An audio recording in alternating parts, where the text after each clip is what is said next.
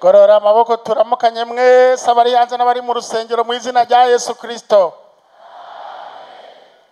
Turanezerewe kuko Imana iduhaye kubaho kandi ikatwemera kwa mu ngoro yayo. Turashimiye Imana yaduhaye aka kaji gakoresha abakozi b'Imana abungere kugira ngo badutunga urutoki cyangwa batunga inkoni kugira ngo tugire icyo tuvuze. Imana ihabwe icubahiro. None muranezerewe mubyerekane umuntu ajye mu rusengero anezerwe kuko iyo ugiye kubwira abantu bashishwe cyo yibaza ati none aha barava bantegera. Dusome ijambo ry'Imana mu cete Pawulo yandikiye Abanyefeso igice cya 6. Umurongozi yavuze ati hari icyo Imana yashize ku mutima nico ngomba mbabarire. Icete Pawulo yandikiye Abanyefeso igice cya 6 tutangura ajya ku kigaburo cya 10. Abanyefeso 6 dutangura ajya ku murongo wa 10. Dusome: ibisigaye muremesherezwe mu mwami wacu no mu bushobozi bwiwe bwinshi.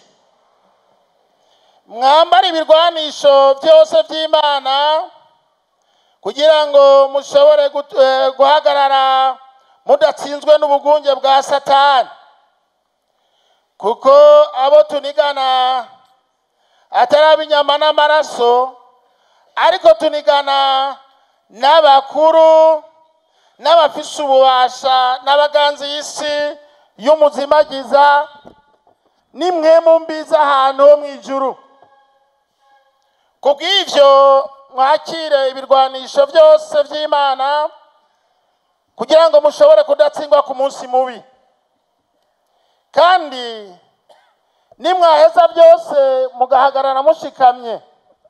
Nuko rero mushikame mukenyeje ukuri, mwambaye ukugororoka nk'icuma gikingira igikiriza, mwambaye ibirato ariko kwitegurira kuvuga ubutumwa bwiza bw'amahoro. Kandi hamwe n'ibyo byose mwakira inkinzo y'ukwizera, niyo muzoshobora kuzimisha imyami ya wa mubi yose yaka umuriro. Mwakire inkofero y'agakiza hamwe n'inkota ya mpwemu, niyo jambo ry'Imana. Musengere muri mpwemu ibihe byose mu buryo bwose bwo gusenga no kwinginga, kandi ibyo mubibere maso mukomeje rwose musengera abera bose. Imana ihabwe icubahiro. Muca akarongo kuri ujya murongo wa 18. Musengere muri mpwemu ibihe byose mu buryo bwose bwo gusenga no kwinginga. Niryo jambo ngomba tuyage ko cyane. Natangure ko hajya hejuru mwumva intumbero y'amajambo. Gusenga ku buryo bwose. Kwigisha inyuma yanje bose nabigisha. Namwebwe muri mwe bwarabigisha kandi shenge kunahangwa muri abantu bakuze mu mpwemu. Kwigisha ikigwa cyo gusenga ku buryo bwose mutamwibura ati naho nabigenza gute. Oya, mpwemu yambwiye ngeze ko tubyura imitima yacu tukamenya ibanga ryo gusenga. Gusenga ni iki? Kuki dutegerezwa gusenga? Ni ukubera iki ishengero ridasenga?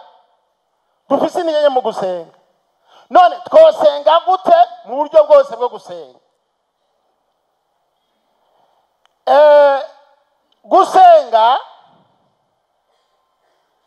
umunsi umwe Yesu usomye ubutumwa bwiza uko bwanditswe na Luka 11, Yesu yakunda gusenga. Yabyuka mu gatondo ka kare mu gatondo ata abantu barabyuka akaja ku musozi gusenga.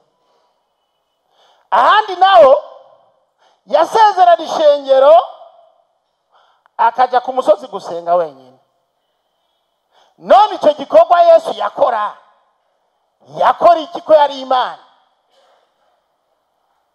Icyo gikorwa intumwa zaramwihweje umunsi umwe aramubaza ati Yesu, erega twigishe gusenga nk'uko Yohana umubatizi yigishije abantu biwe, natwebwe ko turabigishwa bawe rero twigishe gusenga.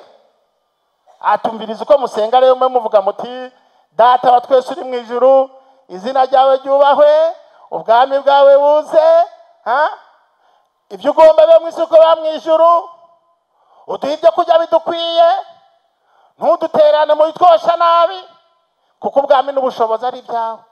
Bamwe baca babitonda uko nyine, ariko arerekana ati hari intumbero muri iryo shengesho yari karasenga, hari ibintu yagomba kwerekana.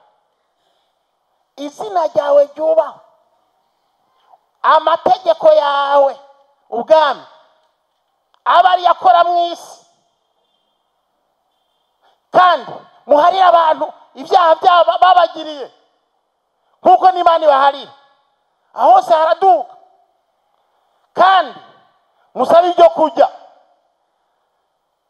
Ariko amaze kubigisha, hari umunsi bagiye gusengana ngo barasinzira. Aravuga ati none ntimumfashe gusenga, sinabigishije none. Matayo 26:4 ngo baciye basinzira, kandi yari yabikoze ko atumviriza. Nimumfashe kutujya gusenga. Nani mubona ko ngeze mu bagaragaza, mwambiye ko ndabigisha, none urugeranye ko nimumfashe gusenga none. Ko baca barasinzira. Nimusenge ntimuje murosha amabi. Gusenga rero muri ibi bigwanisho twabonye, ibi bigwanisho byose tuharuye nk'indwi: ukuri, ukugororoka, ubutumwa bw'amahoro, ukwizera, inkofero, inkota n'amasengesho. Ikigwanisho gihambaye mu buzima bw'umukristo no gusenga. Gusenga, none gusenga ni iki? Gusenga ni uburyo bwo kuyaga n'Imana. Maraki 3:13 turavuga ngo abubaha Imana baraganira, ngo hanyuma igitabo kigaca kizinguruka. Iyo uri gusenga amajambo uvuze atayandikwa. Gusenga nta kindi wokora cyotuma Imana yinjira mu byawe udasenze. Igituma dutegereza gusenga, ntushobora kuronka mpwemu yera udasenze. Luka 11:13 ngo mbega uzoronka mpwemu yera utasenze none? Inuma kugira ngo zironke mpwemu yera zamaze iminsi 10 ngo ziyugaranye zisenga. Uri umukirisu kugomba muri no minsi tugomba umubatizo wa mpwemu yera. None tudasenze wobatizo muri mpwemu yera gute? Gusenga, ijambo gusenga si ugusaba, oya, no mu bireye kigira icyo barabitandukanye. Iyo bavuze gusaba bakoresha ijambo aiteo, ariko iyo bavuze kwinginga gusenga bakoresha proskumayi. Proskumayi ni ukuvuga sipriye, kubembereza, si ukubiba. Gusenga ni ukwishishitira ukabembereza Imana ukarambarara, si ukubiba. Gusenga rero ntushobora kubatizwa muri mpwemu yera. Twese turagomba umubatizo wa mpwemu yera udasenga, udafata umwanya ukwiye wo gusenga. Bibiliya iravuga ngo musabe ubwenge, gusaba ubwenge. Yakobo 1:5 avuga ngo utenye ubwenge nabusabe nasenga. Kandi ikintu kirumara kwisi no kugira ubwenge. Ubwenge, la sagesse, kumenya ingene utwara ibintu. Si ibintu wiga mu mashuri ushobora kwiga igifaransa ukiga ibyongereza ukiga ibiharuro mugabo ukabura ubwenge. Ubwenge ni ikintu Imana iguha kandi ubwenge bukora aho ugeze. Ubwenge bwo kuvuga, ubwenge bwo gufungura. Hari abantu batazi gufungura, mwagiye ubwenge bwo gufungura ku meza, ubwenge bwo gufungura, ubwenge bwo kuramukanya, ubwenge bwo kuyaga n'abantu, ubwenge bwo kujya gusuma, ubwenge bwo kudandaza. Ubwenge hari umuntu mu kudandaza ubona ari umudandaje agatuka abantu, uti kinangahe, ati ni 15,000 ati vise 5 ngo tenda vimbere na nuko vise ubwenge. Nta mudandaje avuga nawe. Ubwenge none ubwenge kandi ntuzobwimbura. Ubwenge ni ikintu ku munsi ukubyutse bisaba ubwenge. Kuvuga bisaba ubwenge. Ubwenge ntushobora kunesha Satani ngo nimusenge nimuje mu mosha mabi. Twabonye ngo abo tunigana sabe nyamara amaraso. Gusenga rero nta kindi wokora atari gusenga ngo Imana igutabare muri urugendo rwo kuja mu ijuru. Turaza kuraba rero gusenga ku buryo bwose. Iki kigwanisho cyo gusenga nk'uko kigira indwi, mugabo Paulo yeretse Abanyefeso igihe yandikira Abanyefeso yari mu ibohero. Hanyuma rero yari yanditse iki cyete agomba kumwe bw'ishengero, avuga ati mwebwe Abayuda n'abanyamahanga ubu muri ubwoko bumwe, atabatunzi n'abakene ubu muhuriye hagati, ati mugire ubumwe mu muryango, n'abakozi banyu mugiranire ubumwe. Hama rero mu gusobanura bati bisigaye nimwige kugwana, mwige kugwana mugakiza n'indwano ngo abo tunigana. We yaciye abaha no kuvuga amapeti ngo hari abagenero, ngo abakoroneri, abarugara, les hommes de troupe b'abadayimoni. Umengo dutera ubwoba, mugabo dufise Yesu. Haleluya. Dufise ingabo, dufise abamarayika batugwanira. Ariko nukubategeka akoresha iki kigereranyo cy'ingabo z'Abaroma. Inge n'abasirikare b'Abaroma bambara amakanzu ntibambara nk'izi muzu z'igisirikare cyacu, oya, bambara amakanzu. Hama bakambara rero umusipi kugira ngo urumva afashe ingoho ntikiyave gisamba ngo kibuze gufata ingoho neza. Kandi ku mutwe yambara ikintu cy'icuma gituma amasase atamushiga ku mutwe, antibare. Kandi yambara n'ikindi mu gikiriza gishobora gutuma batamurasa ku mutima. Kandi yambara n'ibirato bituma ashobora kugenda mu mahwa. Hama mu ntoki yari afise inkota, kandi mu kuboko kuba akafise inkota akafise n'inkinzo kugira bamuteye amabuye yikingire. Urumva ibyo birwanishwa byose byari byo kwikingira. Sinabaye umusirikare ariko ibyo birwanisha bye mbona ari ibirwanisha defensive byo kwikingira. Mugabo mu buryo bw'impemu harimo irwanisha bibiri rero byo kwataka, offensive byo kwataka umwanzi. N'ururimi, ibiva mu kanwa dusohora amajambo. Kuvuga haji kirwanisho gikomeye ku muntu n'ururimi. Nico gituma Yakobo yavuze ku rurimi, aravuga ati umuhinga nuzi gufata ururimi. Ati ururimi niko dushimisha Imana tukayihimbaza kandi niko dukoresha dutuka abantu.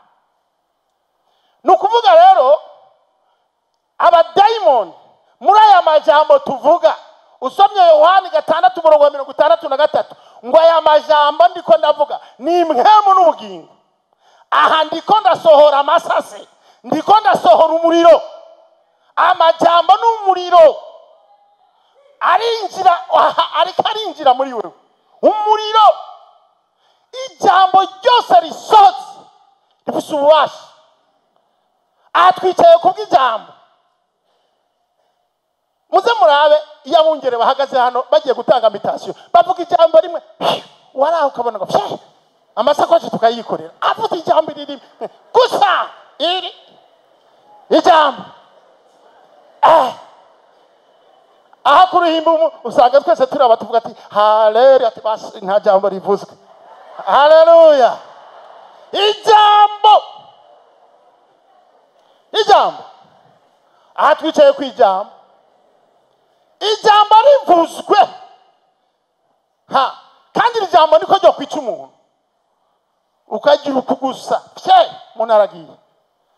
Ijambo, amasengesho n'amajambo. Ariko kugira uvuga ijambo hari ibintu bituma utavuga.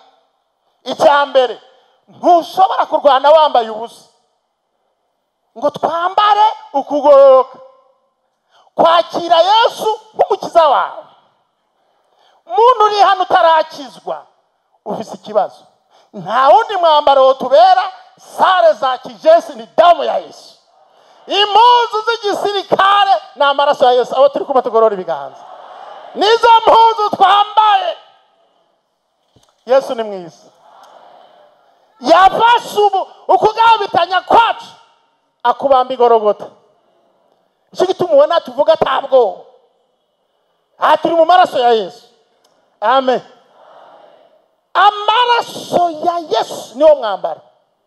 Hanyuma sentire cyangwa umukaba cyangwa abadamu bavuga umukaba cyangwa sinzi umusipi umweko. Ntushobora kugwana utashizeho umusipi twego cyangwa umweko. Zikazikoroka.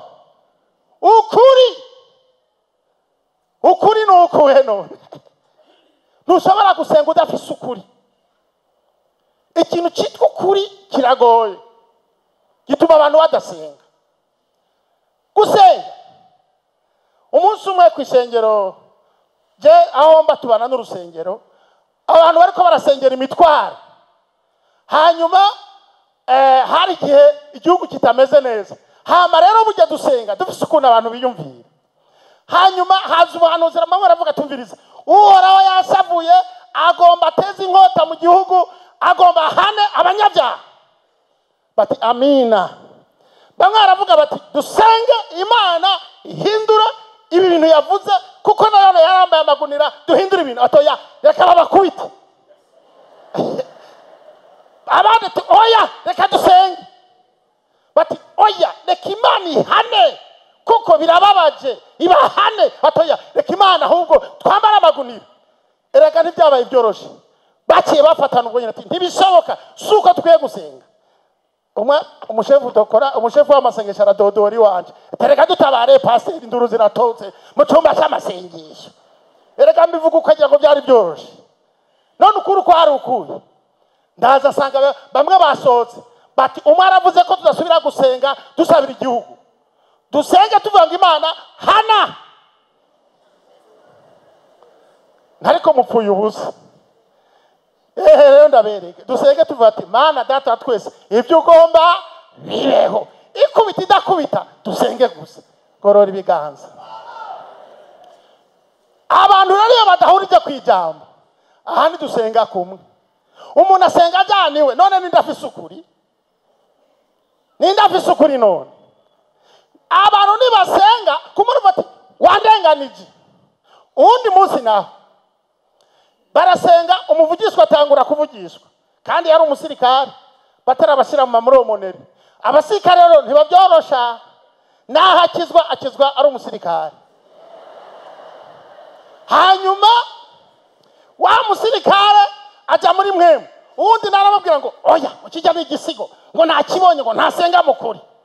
Amujako ngo hagara wa gisigo ngo genda igisigo ngo rabababa pawo ingumu bakakubita n'ingumu bavugurimi ngo iya ngo amina abe bati abo bose tutabara pastor tabara. Nsanga bafatanye uko rabababa baniganye bafimanye n'abasirikare aba kandi barakukurutse bose, ubu n'abakozi b'Imana. Gorora ibiganza.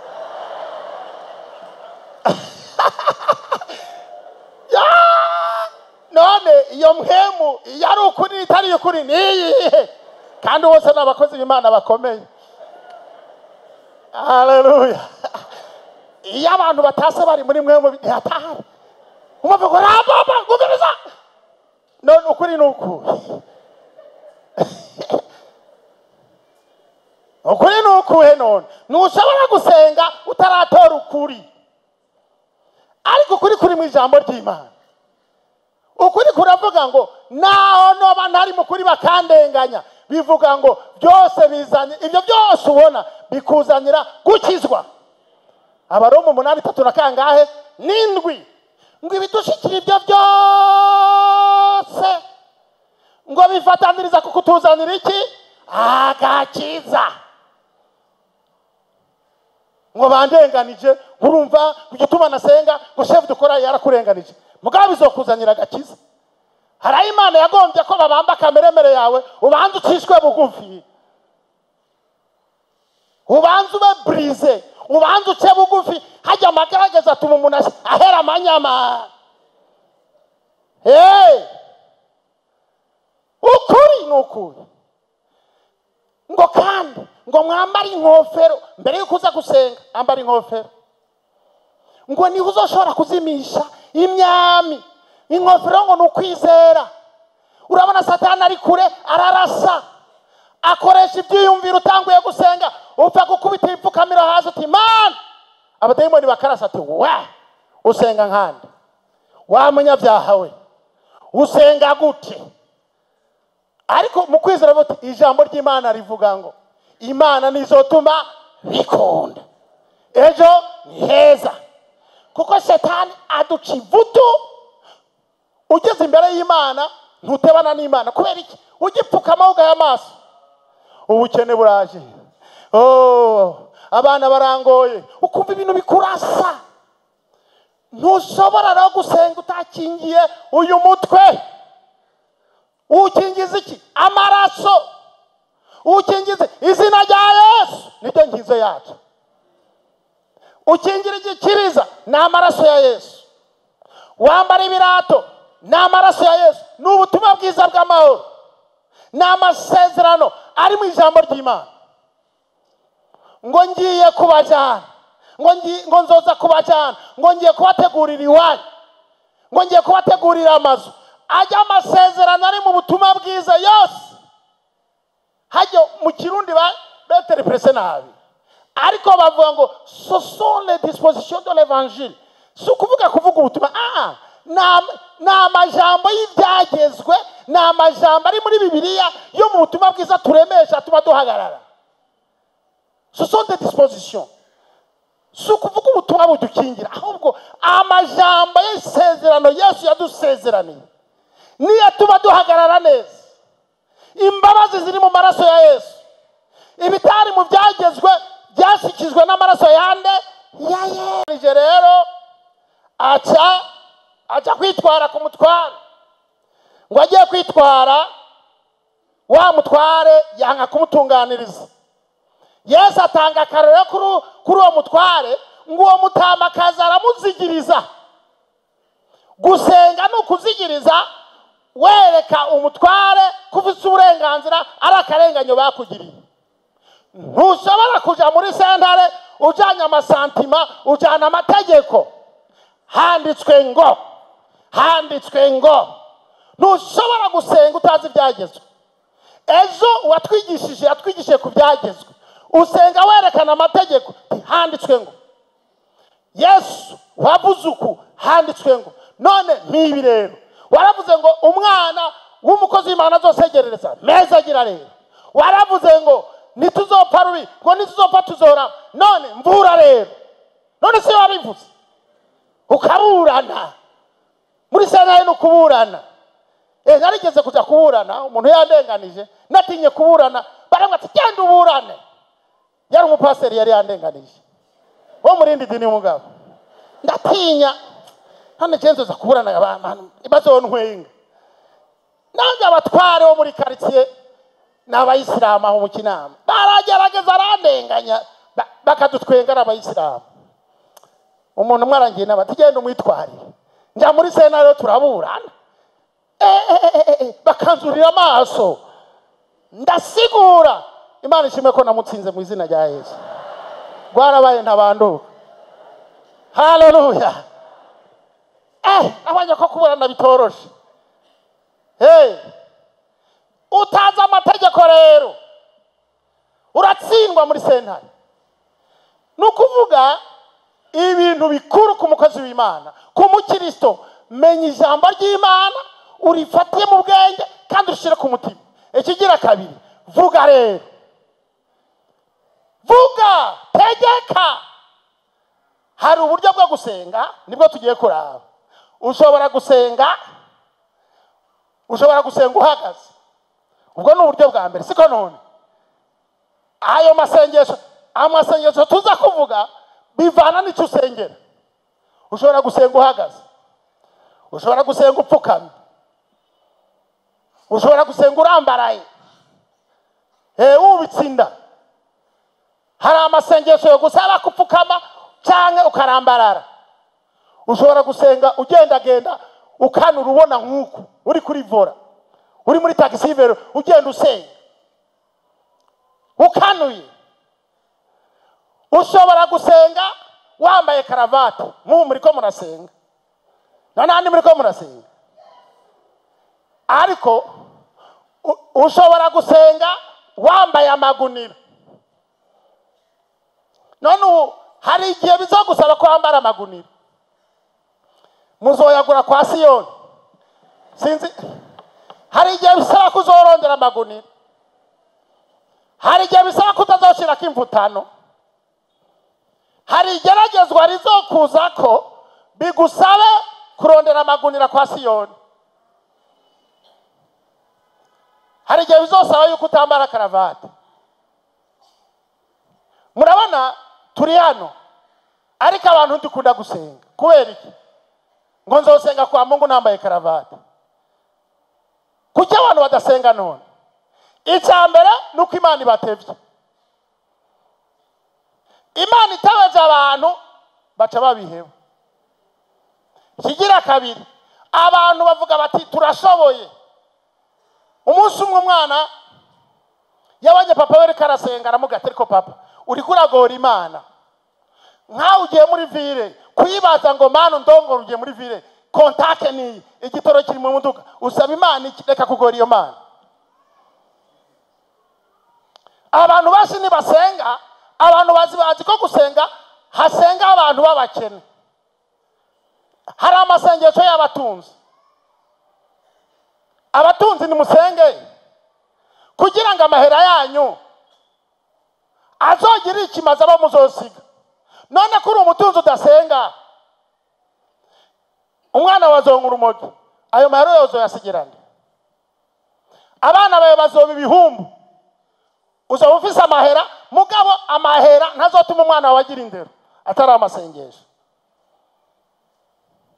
Udasenze uzohahamuka. Umunsi umwe zakamyo zawe zizotembera rimwe uzoca urwara bakujyane mu bitaro kuko utamenyereye gusenga.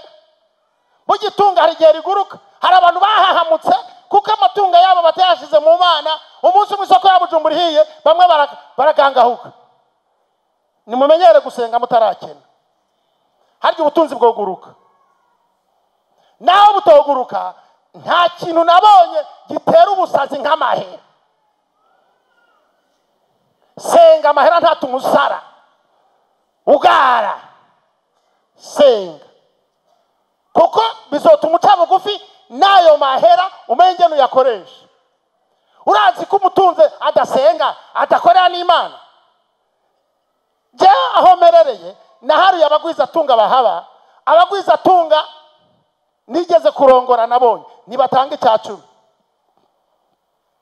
Icyacumi gitanga abantu b'abatamakazi bagoborora ku gikwembe.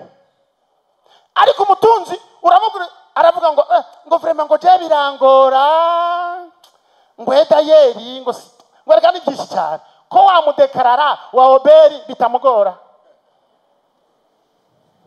wa mukoza gukorera ko murara mucanya itara muharura ko atakwiba. Burya abatunze barakwiye gusenga kugira iyumvire mu ijuru tuzokwambara impuzu z'ibikorwa. Kubona mu ijuru uzofisa akazu gatoyi umutamakazi akakurusha inzu nziza mu ijuru wabwo asakamara amazi. Abatunzi bakwiye gusenga.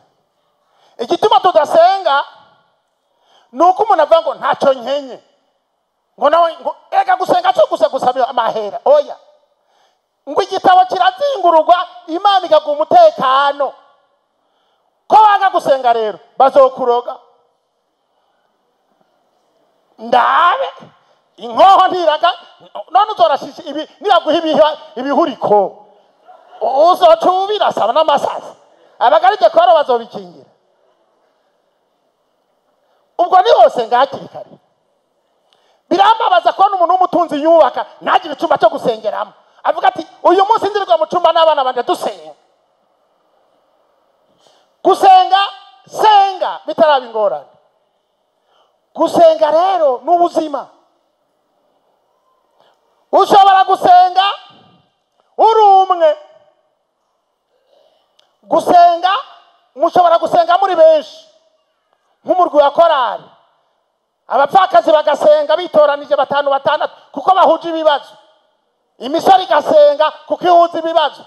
Abigeme bakeneye abagabo bagasenga ukwabo. None kuko bahuza igeragezwa.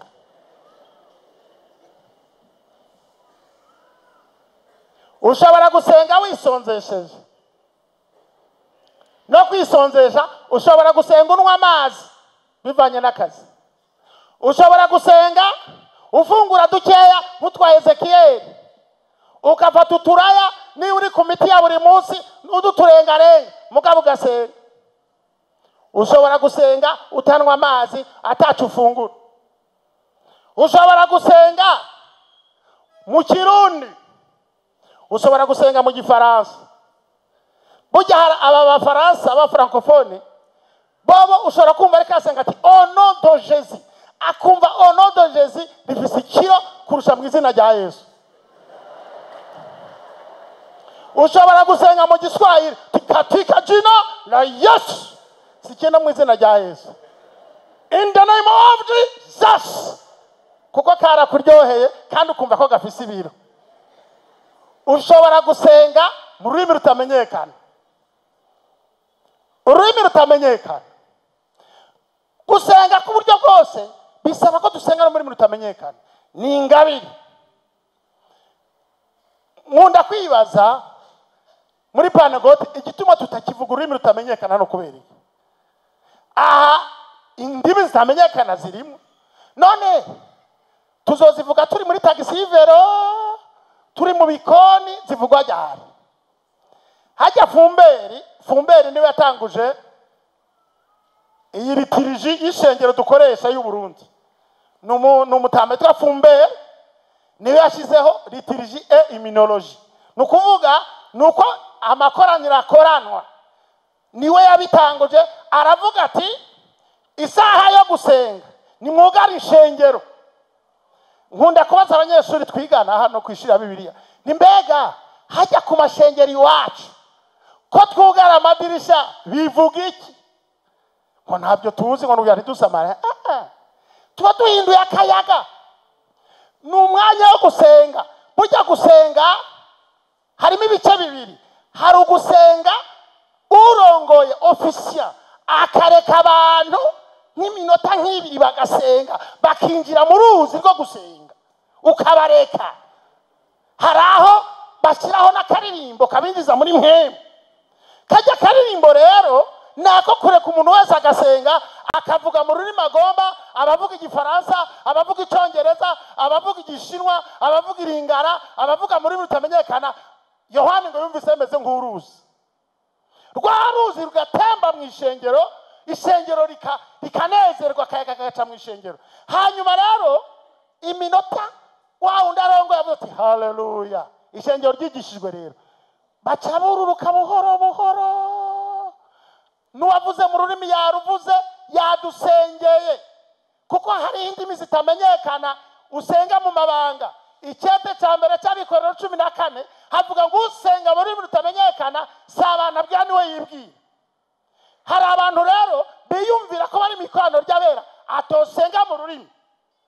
Uguruka usenge, ariko ko twamenyereye dukorera ku minota isaha irageze tunyaruka. Nibyo ururimi rwaragiye mu ishengero. Nuri mu cyumba yumvise bimufashe, urabona uribaza ati none ndasaze, urumva ibintu bigufasha uvuga ra ro ra none ndagwaye nibiki. Hajya bijya bintu bya rota tota. Hari n'undi yavuze ngo nkurakindura. Hanyuma hari n'undi babwiye tumviriza ntusubire kuvuga ibyo ngo ra ra. Badushingiye nayo mu Kayogoro ngo hari muri Kongo ati ndaguha ibirato abashitsi nibaza babiteka nuvuge ngo ra tota bya bintu byawe.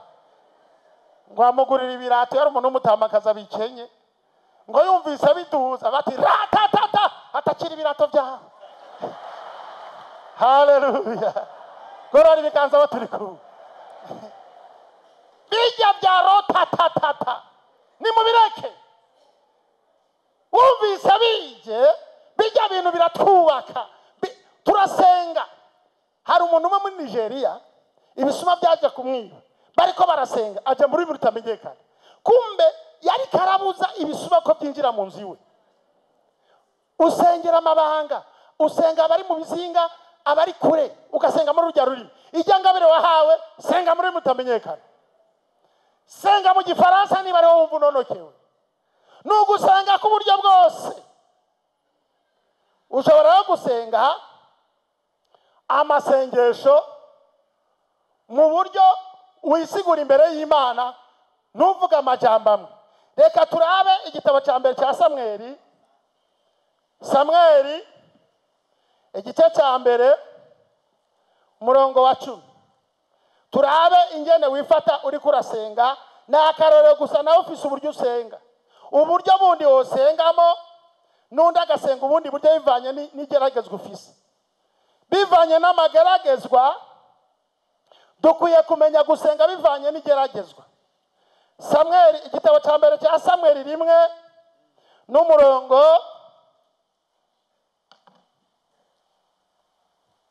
wa 10 havuga ngo maze Hana asenga Imana afise inunu arira cyane. Haleluya. Ushobora gusengurira amasengesho yo kurira. Ana yari yaratuntuye, none umubose afise rasiyo yorizwa n'iki?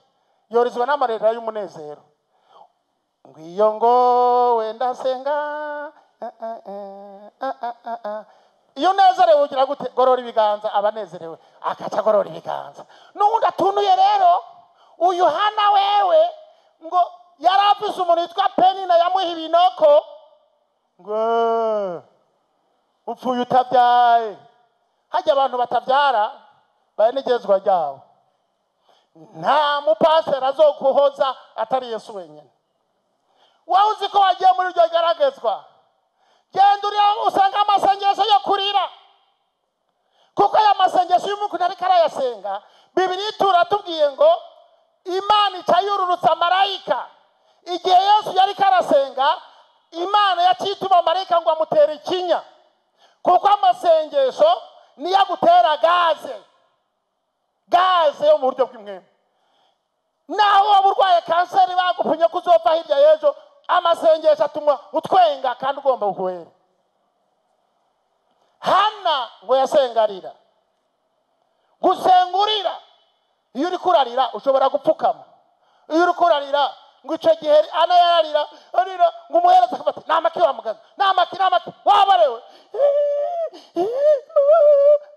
tisawa wabare sinaborewe n'intuntu yiki nisibyara tisawa genda gira amahoro genda amahoro Imana irakwishyuye. Ngo iryo joro yaciye asaminda kutarasengurira. Hari abantu basenga batari nta kigutunuje nta kikubabaje, muriko murabyumva, nta kikubabaje ntusengurira. Hari amasengesho yo gutegeka. Soma Mariko 11:23. Mariko 11:23. Dusome Mariko 11:23. Havuga ngo ndababwira ukuri yuko umuntu wese yobwira uyu musozi ati shinguka utabwe mu kiyaga, ntabikekeranye mu mutima, ariko akizera yuko icyo avuze gikorwa azokibona. Imana ihabwa icubahiro. Kubwira umusozi, nawe utoba umusozi, bwira iyi nkingi ishinguke turabe. Hari igeragezwa rimeze nk'umusozi. Burya iyo dusenga Imana yumva. Aha Mariko Yesu Kristo yabigenje ati n'umusozi. Hari ikigeragezwa kiri imbere yawe ukabona n'umusozi. Nawe bibwira pastori n'umusozi. Nta mugenzi ari ku isi yo gufasha ibyo geragezwa atari Yesu wenyine. Uragenda ukagisengera ukagaruka, ukagisengera ukagaruka. Urabona hari aho usengera ibintu ukavuga ati ntakikivamo. Kandi ibyo byarabaye kuri Marita na Mariya. Mariya yakundana na Yesu, yarazi yuko yomukirije musaze we Lazaro. Hama mutumako niho tuvuga ko yasenze atiyemo, murambwirira telefone ntizariho, genda murondere Mariko, murondere Yesu ahari, wa mukunzi wawe aragwaye. Ngo Yesu ngo arizemagiza, ngo arateba, ngo ariko aravura abandi bantu, umugore w'ubutinya aramutevya n'abandi, agenda yikiriza abantu. Ashitse asanga haciye iminsi 4 Lazaro yapfuye. Mariya na Marita bonye baraboroga barati none iyuza kare none, ati none niwe kuzera. Yesu ngo nawe atangura kurira, atarizijwe nuko atabishoboye, arizijwe nuko abantu batazi uwo ari we. Haje ibintu by'Imana bisaba gutimba no kugira imbono. Nugira imbono ntoya, Imana izogwa ibintu bito. Ati nimwizere gusa, ati turizeye. None bamutaye ataramaze kunuka. Hari aho ubona ibintu byawe byamaze kunuka. Warasengeye umwana wawe yaranutse, yanyoye urumogi, abyaye gatatu, abyarira imuhira, uravuga ati yaranutse nta kizovamo. N'abana bawe ntukibasengera kuko uziko byaranutse. Umudamu wawe byaranutse, umugabo wawe byaranutse, ijya mitwaro yaranutse. Ariko izere, timba, wizere Yesu aricyo yokora. Burya bizozunguruka. Barya abana babyariye imuhira, Imana ibafisiye ikintu izobakorera warapfuye utakiriho mbere. Burya ari Imana yokora. Ikintu kitugora, hari aho umuntu avuga ngo ntacyo nsengera, nabisengeye ndaruha, ngo nabisengeye hirya y'ejo ngo n'umunsi no bisubiramo. Ariko Bibiliya avuga ngo Yesu ngo asubira gusenga ubugira gatatu, ngo asenga nka kwa kundi. Senga nka kwa kundi. Meza agira Amana, nkiniza abana Amana, mpumugisha Amana, mpamahera Amana, saba amahera, mpamahera Amana, uncira inzira Amana, umubwenge bwo kuyarondera Amana. Wongera usenga, usubira usenga, wongera usenga. Abadayimoni ati byaranutse, reka izere. Shishikara gusenga, wongera usenga Imana uyibuze amahoro. Naho byanutse wongera uyibwire, nta handi uzokura inyishu. Kumba ayo masengesho yawe yagishike uyashingure muri banki, umunsi w'Imana izoyabikura. Burya amasengesho arabikwa. Amasengesho ajya muri banki. Amasengesho abana bacu bazorya turabasengera. Abana bacu nicyo gituma ubona abana bakoze Imana Satani abarwanya, ariko turabasengera kugira ngo aho tutashitse bazohashike. Turababikira amasengesho muri banki kugira abana bacu ntibazoce mu bukene nk'uko twaciyemo. None turabasengera. amasengesho yo gutegeka imisozi, amasengesho yo kwibutsa Imana. Yesaya 62 umurongo wa 6. Amasengesho yo kwibutsa Imana ibyo yavuze. Yesaya 65. Dusome amasengesho yo kwibutsa Imana. Yesaya 65. 62 umurongo wa 6 havuga ngo, ewe Yerusalemu, nshize abataramye hejuru ku mpome zawe z'amabuye, naho bazocereza ku murango no mwijoro. Yemwe abibutsa Yerusalemu, yemwe abibutsa Uhoraho, nimukaruhuke, kandi nawe ntimumwemerere ko aruhuka, gushikaho azobyurira Yerusalemu, akahindura ishime mu isi. Imana ibwirwa icubahiro. Yemwe abibutsa Imana, genda uyibutse amasezerano yasezeranye. Imana yadusezeraniye umugisha. Imana yasezeranye ko tutazoba umurizo, tuzoba umutwe. Imana yadusezeraniye amagara meza. Naho urwaye, genda uyibutse. Naho uri ku mfiro, yibutse, uzopfa unezerewe. Yibutse. Nimusenga amasengesho yo kwibutsa ye. Hari andi masengesho y'indwano. Umunsi umwe Yesu ngo aragiye mu gihugu cya Gerasini, ngo ahura n'umuntu yarimo ibitero. Arya amasengesho y'indwano umuntu yasenga ahagaze. Ntushobora gusengera ibisigo ngo ugara amaso ngo mu izina rya Yesu. Pawulo aravuga ngo nkubitane ibipfunsi, ni ugufunga ibipfunsi ukazura amaso. Kurwana n'ibisigo, amasengesho y'indwano, uraryamye urabyutse usanga abarozi bakwicayeko bariko barakurwanya bakwirukako.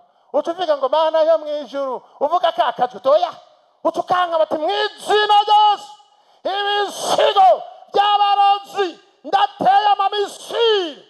Ibisigo kabirasa kandi harya birafatwa.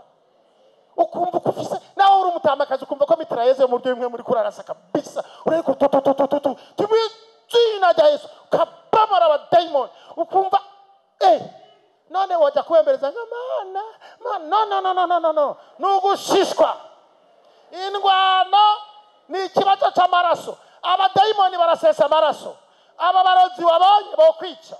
Ibyo bisigo biguhiga byo kwica. Ibimaze gutera abantu urumogi, bikaguterera urugo, ubupfuye. Nawe ubyihora uti mu izina rya Yesu ndabarasa mwabisigo mwe. Kandi ayo masengesho uyasenge wisonzesheje. Hari igihe umusore avuga ngo urumva ngo pasiteri ngo n'ubu byanse ngo bya bintu nabisubiyemo. None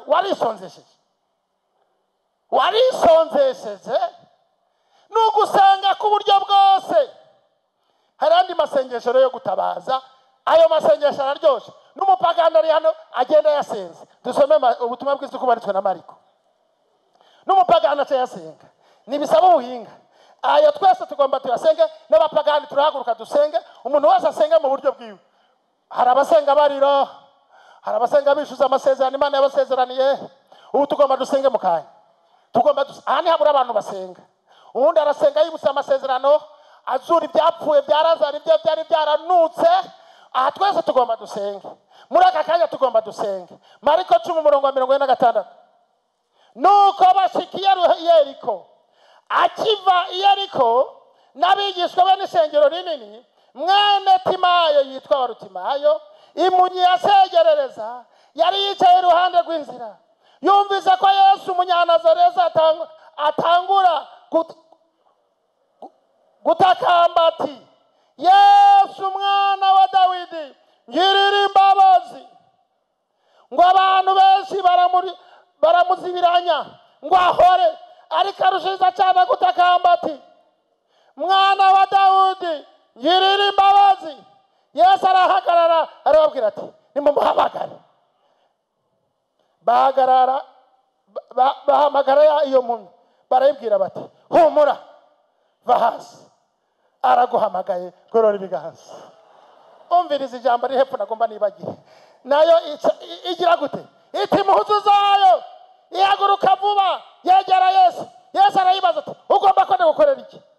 Ino mpumyi iramwishura ati ndagomba guhumuka mwigisha. Yesu aramuyibwira ati genda ukwizera kwawe kuragukijije. Aca arahumuka amukurikira ku nzira. Haleluya. Ya iyi mpumyi nayo yarasenze. Nawe uri impumyi kumburi. Ibi tuvuga byo kubatiza muri mpwemu yera ntabyo uzi. Mu bintu bigoye nugupfuba uri mu ishengero. Hari abantu bapfuvya bari mu ishengero, ukumva iby'abakizwa. Hari igihe upfubira mu rugo rw'abapasitori n'abarimu twebwe, umwana agakura amenya iby'Imana ukamengana umukiza kumbe yarapfuvye. Ikikubwira ko umwana yapfuvye murakizi. Amaze kugira imyaka 18 atangura kungezana ingeso utigeze ubona, akadukana kwambara utigeze ubona, akadukana imvugo utigeze umenya. Ukibaza none uyu mwana yabyigiye he? Nukuvuga umuntu apfuvye, umuntu atihanye neza cinjira mu gakiza ngo yature neza amenye kurwana intambara z'agakiza, usanga ari igipfubirwa. Nta batirizwa muri mpwemu ye, usanga ari umunyedini. Ugasanga ni umunyedini yinjiye mu idini atarahinduka, yinjiye mu idini ataramenya kwihana. Ugasanga umuntu ntazi kwihana, ntazi kuba icyaremegisha icarico. Biravuga ngo kuko ibya kera biba biheze, tubaye abantu bashasha muri Kristo. Ko wabaye mushasha none icyaremegisha ni giki? Wavuye mu bwoko bw'iwanyu uza mu ishengero. Hari ubwoko wavukiyemo bafise uko babayeho, ibyo urabizi kandi ukwiye kubimenya. Kandi nawe ufise amaraso y'aho hantu wavukiye, ufise ingeso z'aho hantu. Izo rero nizo wiyambura ugatangura kurwana intambara yo kuba icyaremwe gisha. Icyaremwe gisha n'utubikorokeramo uwo munsi. Kuko iyo umuntu yihanye, yihana ndani mwemu, irya mwemu ya mbere, irya mwemu urabona umuntu agizwe n'imwemu n'umushaha n'uyu mubiri. Kwihana rero kuvuka ubwa kabiri ni harya uhura na Kristo igihuzu kikava ku maso.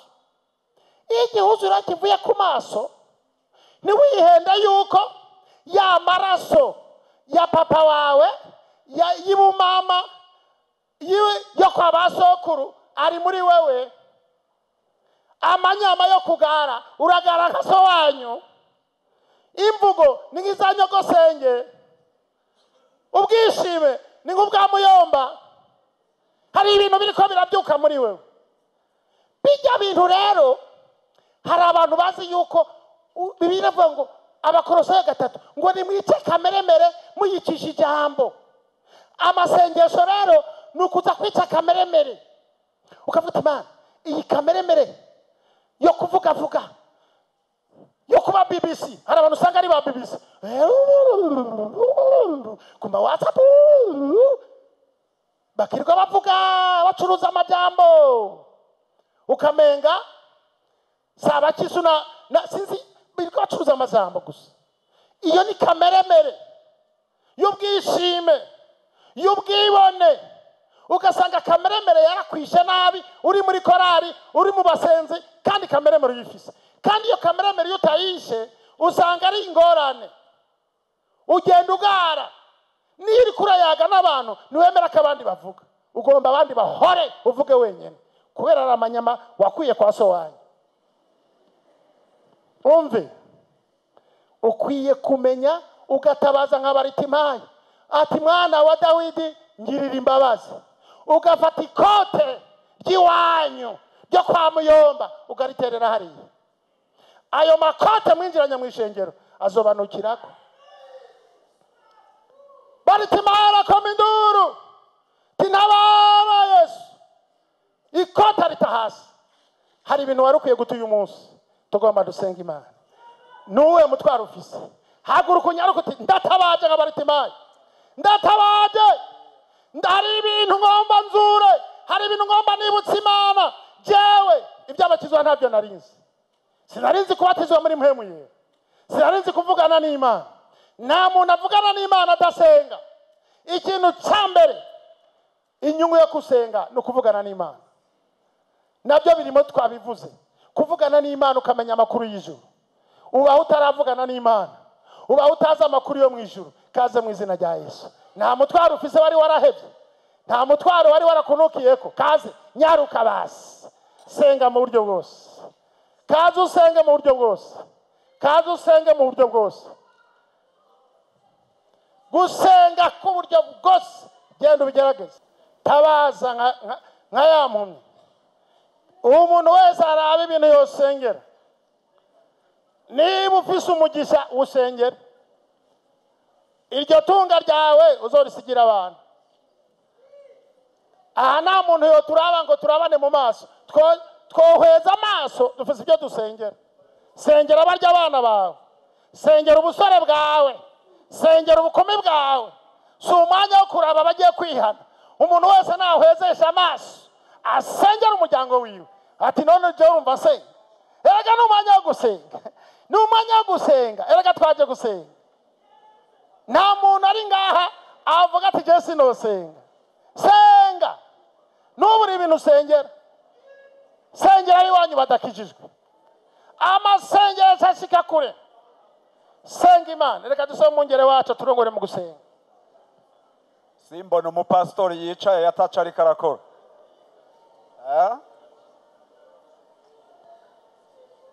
Adashobora guhaguruka canke kunama gume yicaye, ariko abandi simbona uhagaze. Tubafashe umuntu apfukama hageze, turaza gusenga kandi turenze umuntu umwe, kubera ko turakwiye kuronka umwanya wo kumviriza aba bantu baje. Ibindi biragenda bukebuka, ariko tubanze dufasha aba bantu.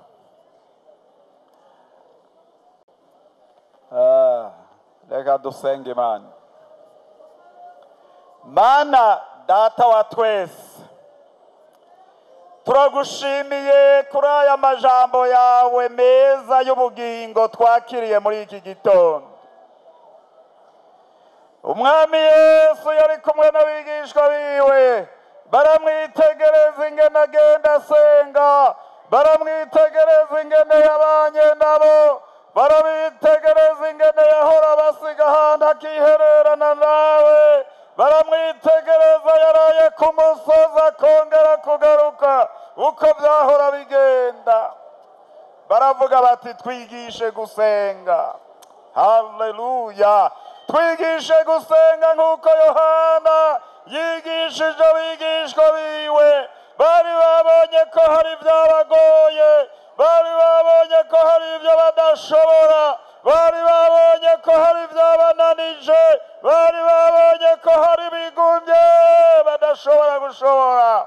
Nico gituma bavuze ngo twigishe gusenga. None muri iki gitondo hariho abantu bananiwe no gusenga, hariho abandi bantu basenze barahava barabireka, hariho baruhiye muri iki gikorwa kubera barambiwe. None muri iki gitondo ijambo ryawe riravuze, ongera ukangure imitima y'abantu mu izina rya Yesu Kristo. Ijambo ryawe ryatubariye kugira ngo umuntu avugane n'Imana, kugira ngo umuntu asenge abanza kwitegura, kugira ngo umuntu asenge abanza kuboneka kw'amaraso, kugira ngo umuntu asenge abanza kumenyana n'uwahamagara kuko baraganira. Nico gituma muri iki gitondo twongeye kumvira iganuke.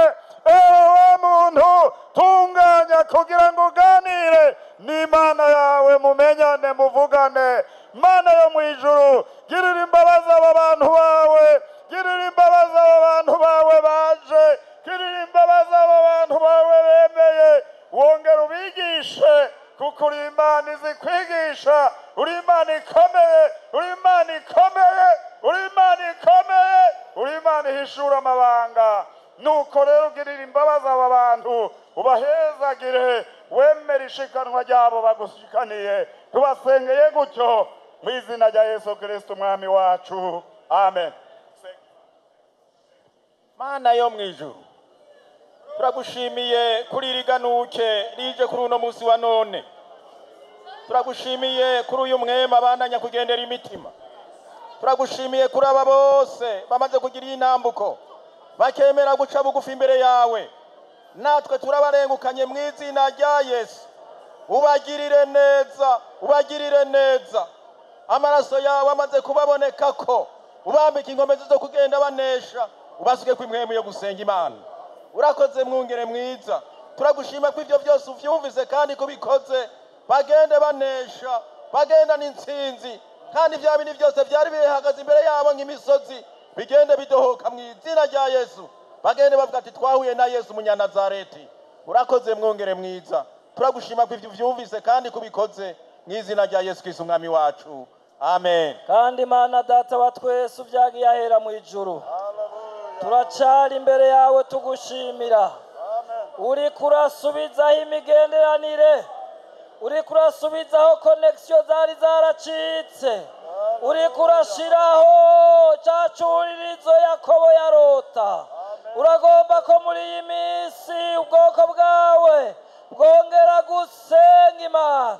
None rero aya mavi yose afukamye imbere yawe ariko arasanasana nk'uko Eliya yabikoze, hari igihe yagomba guhamagara Imana aravuga ngo bimenyekane, bimenyekane ko ibi bintu bikozwe mu izina ry'Uhoraho, bimenyekane ko iri jambo rivuzwe kugira ngo Satani amaramare, umubabaro w'abantu uhere, umunezero w'Imana wongera usukwe mu mitima y'abihanye mu izina rya Yesu Kristo. Wongera usanasana ino mitima, iyi mitima irahumurijwe, iyi mitima irongewe inkomezi, iyi mitima irahawe uburenganzira bwo kuvuga imbere y'Imana, kuvuga imbere y'Imana, ijwi ryabo rikaduga.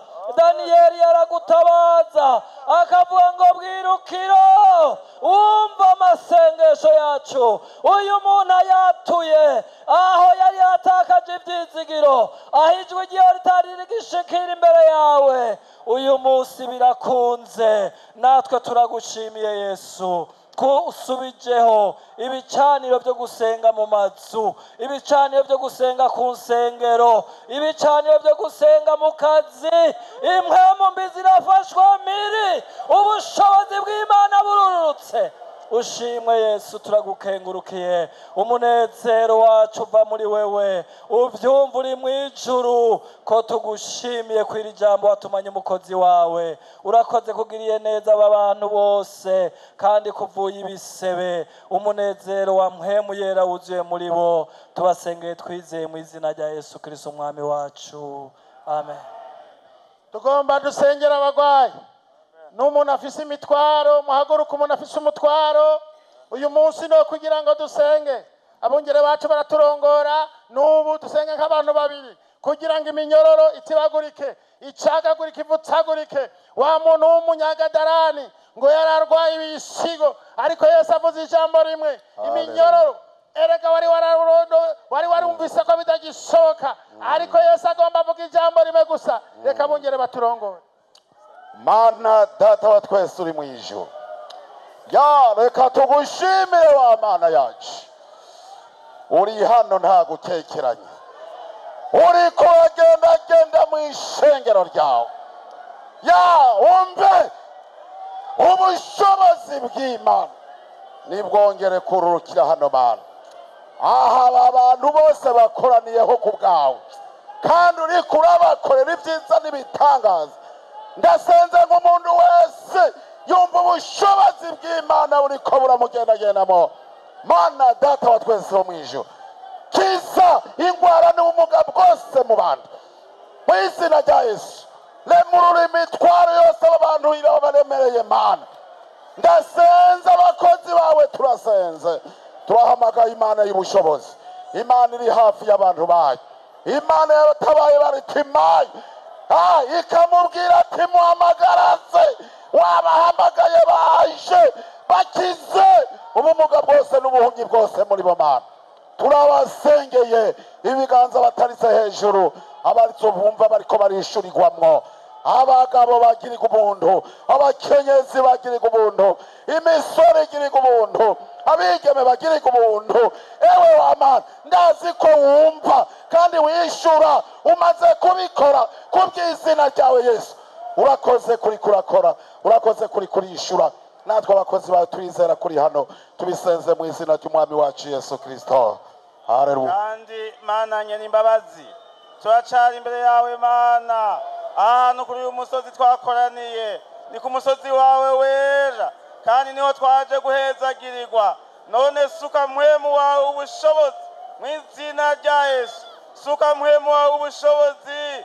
Tukiraha nyene mana, tukiraha nyene mana, bari uduhezagirira, bari uduhera umugisha, bari utwakirira mu izina rya Yesu. Ubushobozi bw'Imana nibwuruke, ubushobozi buvuye mu ijuru bwuruke mu ishengero ryawe mana.